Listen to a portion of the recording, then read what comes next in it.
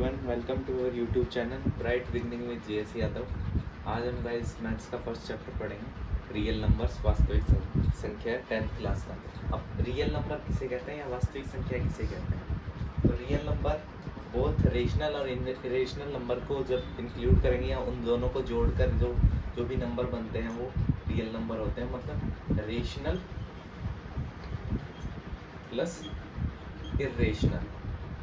तो वास्तविक संख्याएं भी क्या बोलते हैं, वो संख्याएं जिनमें परिमेय अपरिमेय संख्या दोनों मिलाकर जिसमें सम्मिलित हो वो वास्तविक संख्या कहलाती है। रेशनल और इरेशनल को मिलाकर। अब रेशनल नंबर क्या होते हैं, इरेशनल नंबर क्या होते हैं? रेशनल नंबर हम अभी तक पढ़ चुके हैं जिन्हें p/q की फॉर्म में लिखा जा सके और q नेवर इक्वल टू 0। 2 3 ये सब 1/2 2/7 और जो भी इरेशनल जैसे p/q में नहीं लिखा जा सके, ठीक है, p/q में नहीं रिटर्न किया जा सके, मतलब अंडर रूट की जो भी टर्म होगी या रिपीटिंग टर्म जो भी होगी, नॉन टर्मिनेटिंग नॉन रिपीटिंग, जिसमें मतलब कि पॉइंट के बाद जो वैल्यू हो वो भी चेंज हो रही हो, फिक्स्ड नहीं हो, कंटिन्यू चल रही हो अंडर रूट की वैल्यू, ये सारे रेशनल, ये इरेशनल नंबर है। तो रियल नंबर जो होते हैं उनमें रेशनल इरेशनल दोनों होते हैं। और रेशनल इरेशनल के बारे में पता चलिए आपको, पहले भी आप प्रीवियस क्लासेस में पढ़ चुके हैं। अब आते हैं हम जो इस चैप्टर में है, fundamental theorem, theorem of arithmetic, Hindi में कहते हैं अंकगणित की आधारभूत परिमेय। इसके हिसाब से क्या है कि कोई भी नंबर होगा, कंपोजिट नंबर, एक होता है प्राइम नंबर, एक होता है कंपोजिट नंबर। प्राइम नंबर वो नंबर होता है जिसका जो भी फैक्टर होंगे वो 1 हो या फिर इटसेल्फ होगा। कंपोजिट नंबर में और भी उसके फैक्टर हो सकते हैं, मतलब 1 और इटसेल्फ और उसके अलावा फैक्टर होंगे। तो कोई भी कंपोजिट नंबर जो होगा, ठीक है, उसके जो भी प्राइम फैक्टर होंगे वो हमेशा यूनिक होंगे। और जब भी उन्हें हम इंक्रीजिंग ऑर्डर में अरेंज करेंगे, जैसे कि कोई भी नंबर ले लीजिए, मान लीजिए कोई नंबर लिया 210, 210 कोई भी नंबर लिया, इसे हम सबसे पहले सबसे लोवेस्ट से डिवाइड करके 2 से 2 1 जा, उसके बाद 1 है, 1 जाएगा नहीं तो 0, उसके बाद 10 जाएगा 5, ठीक है, उसके बाद लास्ट में 5 आ गया। लास्ट में कभी 5 आ जाए तो या तो वो 2 से नहीं जाता है, ठीक है, 3 से या 5 से जाएगा, 3 से चला जाएगा, 3 जाना है तो 3 5 से, ठीक है, 35 आ गया, ये किसे टेबल में आएगा 5 की, 5 7 से 35। अब 7 जो है वो एक प्राइम नंबर है, वो 7 की टेबल में आएगा, ये बात। तो इसका जो अपन प्राइम फैक्टर्स लिख सकते हैं वो क्या लिखेंगे, 2 × 3 × 5 × 7। तो फंडामेंटल थ्योरम ऑफ अर्थमेटिक हमें क्या कह रही थी कि जब हम कोई भी एक नंबर कंपोजिट नंबर लेंगे उसके फैक्टर्स निकालेंगे वो हमेशा यूनिक होंगे, ठीक है। अब ये हमेशा यूनिक तो होंगे, लेकिन अगर इंक्रीजिंग ऑर्डर में अरेंज करें, ये यूनिक तो है, लेकिन अगर हम इंक्रीजिंग ऑर्डर में अरेंज नहीं करें, ऐसे कर दें 5 3 2 7, तो ये इंक्रीजिंग ऑर्डर में अरेंज करेंगे जब ये यूनिक होंगे, नहीं तो देखो वैल्यू तो वही आएगी लेकिन ये ऑर्डर जो है वो सेम नहीं हो रहा ना, तो इसलिए हमेशा इंक्रीजिंग ऑर्डर में। हिंदी में इसलिए इसे कहते हैं कि जब भी हम अभाज्य संख्या जो है, भाज्य संख्या से अभाज्य संख्याओं को गुणनखंड निकालेंगे, ठीक है, तो वो हमेशा अद्वितीय आएगा, और जब भी उसे हम बढ़ते हुए क्रम में लिखेंगे तो, ठीक है। अब इसी जो आपने सीखा अभी प्राइम फैक्टराइजेशन, उसी पे हम एलसीएम और एचसीएफ निकालना सीखेंगे, कैसे इसी मेथड से एलसीएम और एलसीएम निकाल सकते हैं। तो यही अपना नेक्स्ट एक क्वेश्चन लेंगे इस पे। फर्स्ट क्वेश्चन कि एलसीएम और एचसीएफ फाइंड करना है, एंड एलसीएम टू नंबर्स हैं 6 and 20 by prime factorization method, ठीक है। मतलब एचसीएफ और एलसीएम निकालना है 6 और 20 का अभाज्य गुणनखंड विधि से, ठीक है। इसका सॉल्यूशन देखेंगे। सॉल्यूशन में सबसे पहले 6 फैक्टर करो, 6 के 2 की टेबल में आता है, हाँ 2 3 जा 6 3 1 जा 3, तो क्या फैक्टर हुए 2 × 3, ठीक है। अब 20 के फैक्टर करोगे 2 10 जा, अब 2 की टेबल में 10 आता है 5 पे, ठीक है। तो इसके क्या फैक्टर हुए 2 और 5 आया, ठीक है। अब 2 कितनी बार आया 2 पावर में 2, ये।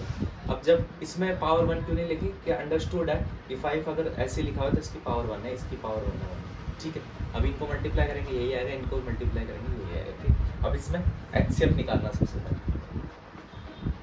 HCF का मीन्स होता है कि जो कॉमन है ना, जो भी इनमें उसकी लोवेस्ट पावर लेंगे। मतलब देखो इनमें कॉमन क्या है, इनमें कॉमन है 2, ठीक है। अब 2 की भी लोवेस्ट पावर किसमें, इसमें 2 की पावर 2 है, इसमें 2 की पावर 1 है, ठीक है। 2 की पावर 1 है, ये लोवेस्ट है, तो ये HCF होगा इसके 2 की पावर 1 मीन्स 2, ठीक है। यहाँ तक समझ में आ गया होगा आपको। अब नेक्स्ट इसका एलसीएम। एलसीएम में क्या होता है कि लीस्ट कॉमन मल्टीपल, उसमें मतलब कि जो भी कॉमन होगा ना उसकी हाईएस्ट पावर लेंगे, और जो कॉमन नहीं है वो तो सभी लेना ही है। देखो इसमें कॉमन क्या था 2, तो इसके हाईएस्ट पावर ले लेंगे 2 की पावर 2, मतलब ये 2 की पावर 2 में ये भी इंक्लूड हो चुका है, इसलिए इसके हाईएस्ट पावर ले ली। उसके बाद जो रिमेनिंग बचा वो एज इट इज लिखते हैं। अब 2 की पावर 2, 2 का स्क्वायर 4 इंटू 3 इंटू 5, ठीक है। अब इसको मल्टीप्लाई करेंगे तो 5 3 15 15 4 द 60, तो इसका एलसीएम कितना आ गया 60, एचसीएफ कितना आ गया, ठीक है। क्वेश्चन से आपको थोड़ा बहुत समझ में आया होगा। अब ये जो अभी तक अपन ने देखा, इसी में एलसीएम और एचसीएफ 2 नंबर्स का निकाल के, इसी पे ही एक और कंसेप्ट समझ में आ जाएगा इसी क्वेश्चन से ही आपको, ठीक है। ये तो समझ में आ गया होगा, इसी से क्या कंसेप्ट सीखेंगे कि कोई अगर 2 ही नंबर दे रखे, मान लेट अस सपोज कि ये ए है ये बी, 2 नंबर्स दे रखे हैं, तो ए और बी अगर 2 नंबर, तो इनका जो मल्टीप्लिकेशन होगा ना, जो इनका मल्टीप्लिकेशन होगा वो इनके एलसीएम ए इंटू ए कॉमा बी के एलसीएम इंटू एचसीएफ ए कॉमा बी, तो इनके इक्वल आएगा। करके देख लेते हैं। 6 और 20, 6 2 सा 12, तो ये 120 हो गया, ठीक है। इन दोनों का मल्टीप्लिकेशन मतलब समझिए आप, ये 6 इंटू 20, ए जो है वो लेट किया था, 6 को ए लेट किया था, 20 को बी, तो यहाँ पे वैल्यू पुट कर दी, ठीक है।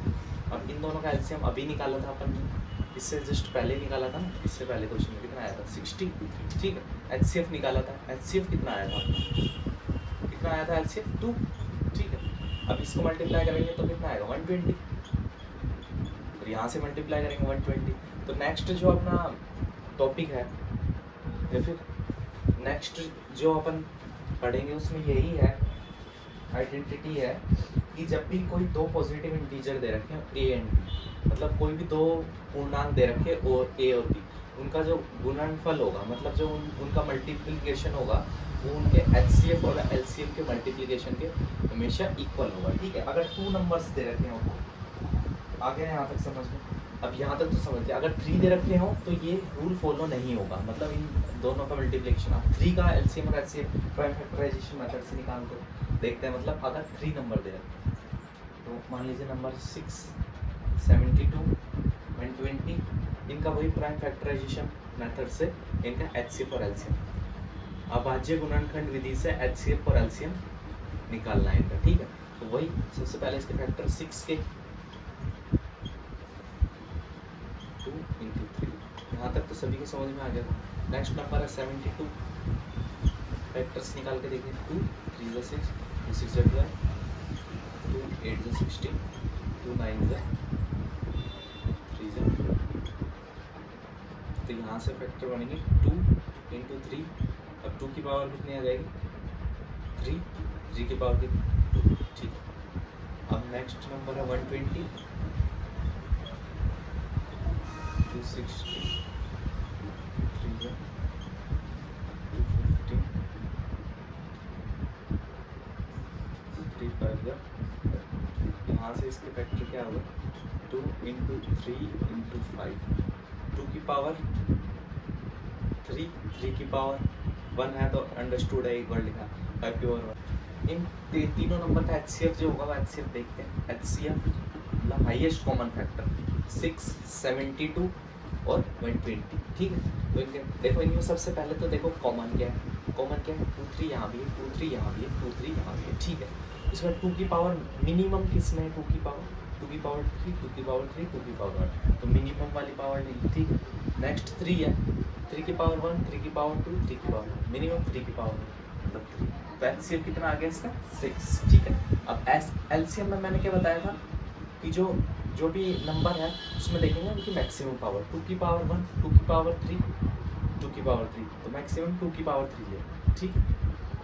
नेक्स्ट 3 की पावर 2, 3 की पावर 1, 3 की पावर 2 लेंगे। नेक्स्ट 5 और 5 लेंगे, ठीक। अब ये इसका क्यूब, 2 का क्यूब कितना होता है 8, 3 का स्क्वायर कितना होता है 9, 5 मल्टीप्लाई करेंगे इन सबको, तो इन सबको मल्टीप्लाई करेंगे कितना आएगा 360, ठीक है। तो एचसीएफ हो गया 6, एलसीएम हो गया 360। यहाँ तक सभी को समझ में आ गया होगा।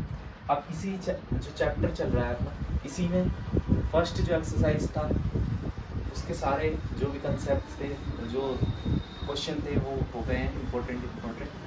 अब जो नेक्स्ट एक्सरसाइज है इसी की 1.2, इसमें जो कंसेप्ट थ्योरम जो यूज़ में आएगी वो अब मैं बताता हूँ आपको। इसमें थ्योरम यूज़ में आएगी। वो थ्योरम क्या है?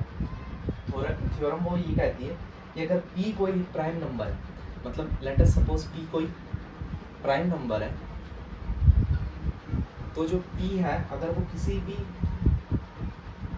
जो इंटीजर है a स्क्वायर, अगर जो p है वो किसी भी इंटीजर a स्क्वायर को डिवाइड करेगा, मतलब a स्क्वायर को पूरा डिवाइड कर देगा p, तो जो p है ना वो a को भी डिवाइड करेगा, ठीक है।